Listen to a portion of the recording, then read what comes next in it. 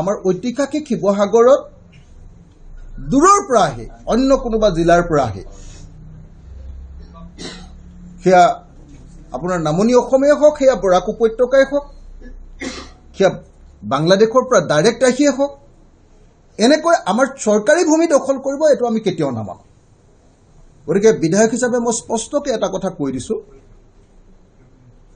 যে শিৱসাগৰত চৰকাৰী ভূমিত যদি কোনোবা সন্দেহযুক্ত নাগৰিকে বেদখল কৰিছে, তাক কেতিয়াও সহ্য কৰা নহ'ব, তাক মানি লোৱা নহ'ব,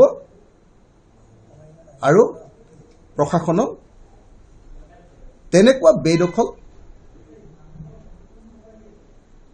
উচ্ছেদ কৰিবৰ কাৰণে নিৰ্দেশ দিয়া হ'ব। এই কথাটো মই স্পষ্টভাৱে আপোনালোকক জনাই ল'ব খুজিছোঁ। আৰু অসমীয়া মানুহৰ অস্তিত্বৰ সংকট যদি নাইকিয়া কৰিব লাগে, তেতিয়াহ'লে 6 জনগোষ্ঠীৰ জনজাতিকৰণ লাগিব। আৰু 6 জনগোষ্ঠীৰ লগতে কলিতা আৰু নাথযোগীসকলৰো জনজাতিকৰণ লাগিব। এইটো আমাৰ সমগ্ৰ শিৱসাগৰৰ দাবী, এইটো আমাৰ নাগৰিকসকলৰ দাবী, আৰু এইটো বিধায়ক হিচাপে অখিল গগৈৰো দাবী, আৰু এইটো শিৱসাগৰৰ ৰাইজৰো দাবী। খিলঞ্জীয়াৰ নেতৃত্বত অসম চলিব লাগিব, এইটো কনফাৰ্ম। মোৰ কোনো এনেকুৱা ধৰণৰ মিয়া প্ৰীতি নাই যিটো কাৰণত মই তেওঁলোকক ছাপোৰ্ট কৰিব লাগে।